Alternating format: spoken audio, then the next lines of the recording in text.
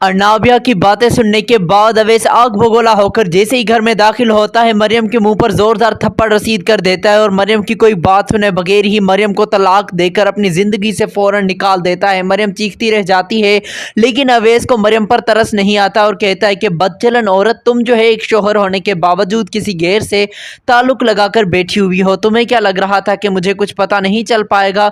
ये बात सुनकर मरियम अपने सर पर हाथ रखकर कहती है कि तुम अब मेरे लिए गैर हो चुके हो। तुमने मुझसे जो है तलाक देकर खुद से जुदा कर लिया मुझे, लेकिन मैं तुमसे ये ज़रूर कहूँगी कि जिसने तुम्हारे कान भरे हैं वो तुम्हारे हक में बेहतर नहीं थी, बल्कि उसी की वजह से तुम्हारी ज़िंदगी बर्बाद होगी।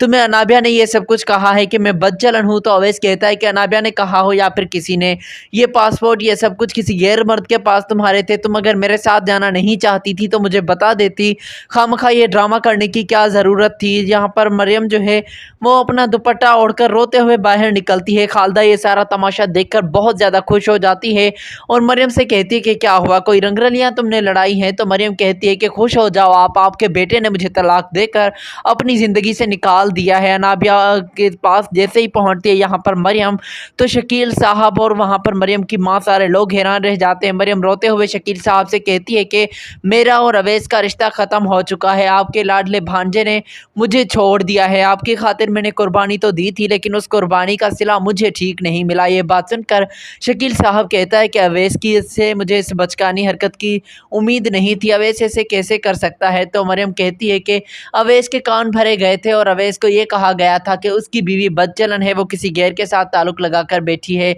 लेकिन ये बात अभी मैं किसी को बता नहीं सकती। जल्द ही सबूतों को मैं हाथ करने की कोशिश करूँगी। मरियम जैसे ही अपने कमरे में जाती है, लेकिन इस बार मरियम कमज़ोर नहीं बल्कि पूरी तरह से मजबूत नज़र आ रही होती है। अनाबिया तालियां बजाते हुए मरियम के पास आती है और कहती है कि तुम्हारा ये सपने चकनाचूर होते देखकर मुझे बहुत सुकून मिल रहा है।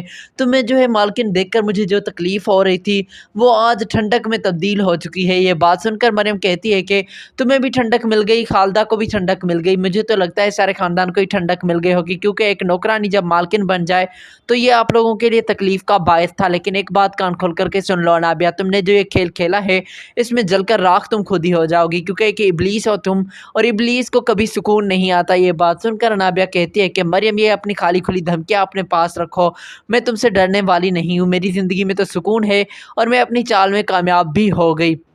ये बात सुनकर मरियम में फूट-फूट कर रोने लगती है। मरियम की माँ मरियम को हौसला भी देती है। दूसरी तरफ आप ये देखेंगे कि शावेज़ अब पूरी तरह से मदहोश हो चुका है। वो खुश हो रहा है कि अनाबिया के साथ शादी होगी और वो अनाबिया से कहता है कि जिस दिन तुम मेरी होकर आओगी मुझे अब उसी दिन का इंतज़ार है। ये बात सुनकर अनाबिया कहती है कि तुम उस इंतज़ार को भूल जाओ, जो पल हमारे पास हैं अभी उनको जियो और तुम भी खुश रहो, मुझे भी खुश रहने दो। खामखा में ना खुद परेशान हो और ना ही मुझे परेशान करो। तो शावेज़ बहुत ज़्यादा खुश होता है, लेकिन उसी वक्त वहाँ पर सुल्ताना को इस बात का पता चल जाता है कि मरियम की तलाक हो चुकी है। ये खबर सुल्ताना के लिए जैसी खुशी का बाइस बन जाती है और वो फैसला कर लेती है कि अच्छा हुआ मेरे बेटे का अभी तक निकाह नहीं हुआ इस लड़की के साथ। अगर इस बदचलन लड़की के साथ मेरे बेटे का निकाह हो जाता तो आज मुझे पछताने के अलावा कुछ भी हाथ ना आता। मैं अब जो है अवैस शावेज़ अपने की शादी करवाऊँगी मरियम के साथ। यहाँ पर जैसे ही सुल्ताना ये खबर शावेज़ को देती है, शावेज़ हैरान होकर कहता है कि कैसे ऐसे हो सकता है? मरियम और एक दूसरे से अवैस तो मोहब्बत करते थे। दूसरी तरफ खालदा जो है वो अवैस से जाकर कहती है कि जल्दबाज़ी में आकर तुमने ये फ़ैसला तो कर लिया, लेकिन भाई साहब के सामने तुमने मेरी गर्दन झुका दी। ये बात सुनकर अवैस कहता है कि ये लड़की मेरे साथ धोखा कर रही थी, किसी गैर के साथ ताल्लुक़ बनाकर बैठी हुई थी। जैसे ही खालदा वो उस गैर का नाम पूछने की कोशिश करती है तो अवैस गैर का नाम नहीं बताता।